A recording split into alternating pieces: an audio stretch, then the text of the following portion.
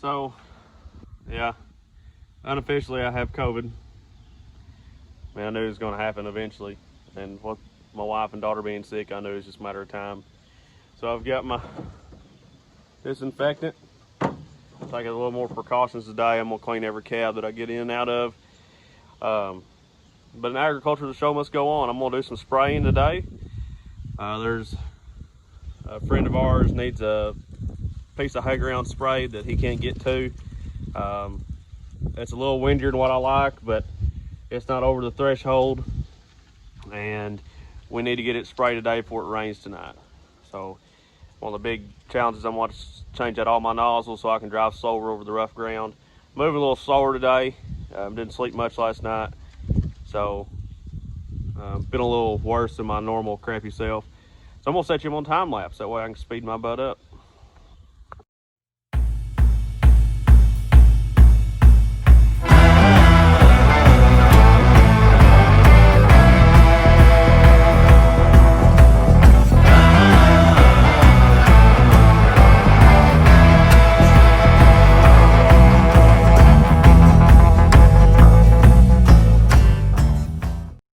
So I probably need to give you a better rundown of what I'm doing here. So this is a nozzle cap. It's on the bottom of the nozzle T, I don't know what it's called. And my speech is slurred and my mind is slow because of COVID. It's really odd. Okay, so this is a nozzle cap. We use T-jets. And here is your nozzle, okay? It's a little bitty nozzle, has a hole in it, okay? You see that white, that's chemical residue. So this is number 4. This is just a plain plastic nozzle. We don't run ceramics or brass because those are expensive. These are really cheap. So if we decide they wear out, and they do, the hole will get bigger over time. More water flowing through that. We'll throw them away and get a new one. So we run these most of the time for us to run 10 miles an hour. This is a larger nozzle, okay? And then I'm swapping for blue because, you know, agriculture, we try to keep things simple. So this is a blue. It's a number 3. Okay, so it's smaller. The hole's smaller. That way we can drive slower and still put out an okay rate. So I'm going, when I put this in, I'm going to be going up to 15 gallons per acre at 8 miles an hour instead of 10 gallons per acre at 10 miles an hour. I think I said that right. So that's what I'm doing. All I'm doing is taking the red, swapping it for a blue, poking it back in the hole, and then there's a washer, a little gasket, kind of like a water hose gasket. It's just smaller. It goes in there. And one other piece that's on this one, still hung up in the nozzle housing. This is a screen. Okay, it protects your nozzle from getting all kinds of little junk and trash in there, like you see there. Some people don't run screens, but they should. And these come in different microns, which is the size of the opening. I believe we're running, oh, don't let me lie to you. I believe these are 50 microns. Don't let me lie to you. So then you just put it up there and twist it. And they don't need to be completely square with each other one. They need to be slightly off. I don't know the angle. I just wing it. Okay, so they're all tilted a little bit like this. That way there's not an overlap right here on each one. So there's your lessons in spraying nozzles. Okay, so there's my cardboard math. So I figured out what I got to have per acre. What he gave me was the jugs, and then split it up however it comes out.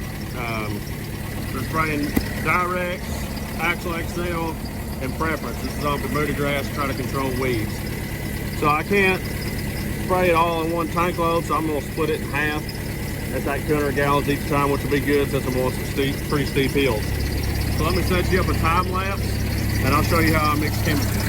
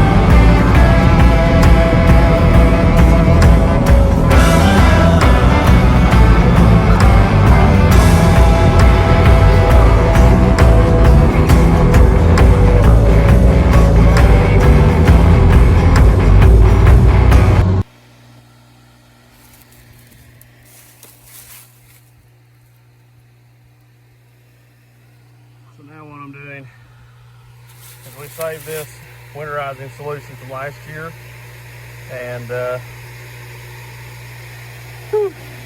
COVID's got me wore out.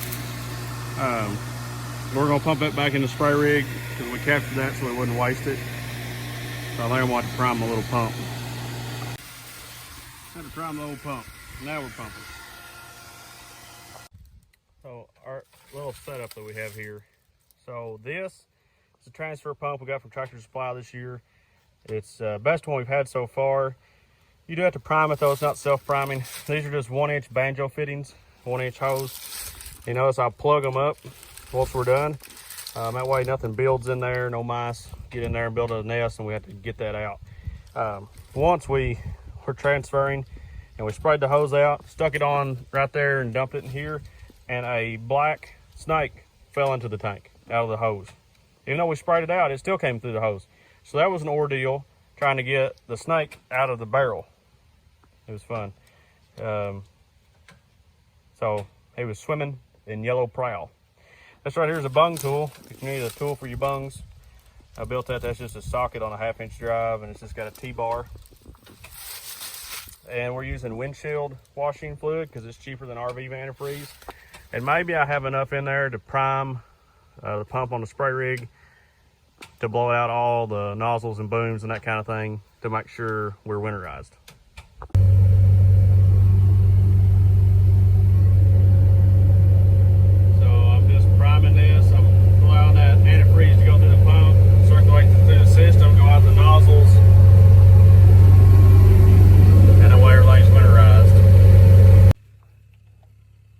Time to winterize this bad boy. A transfer pump.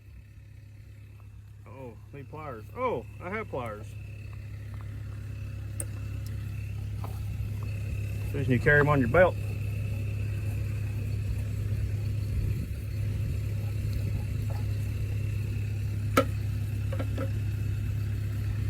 All right.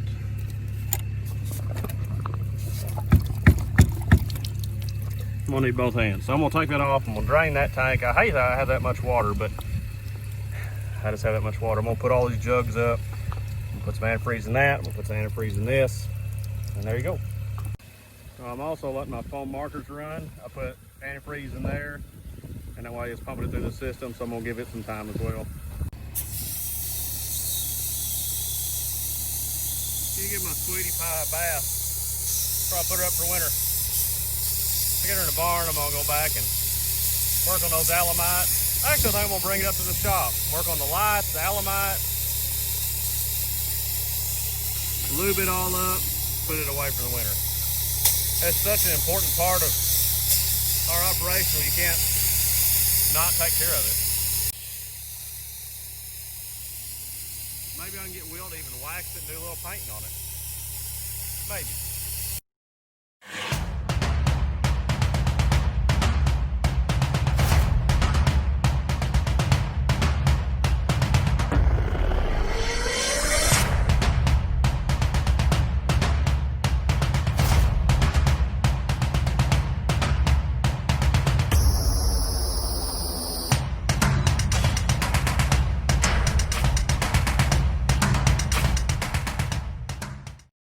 Hey, bouncy girl.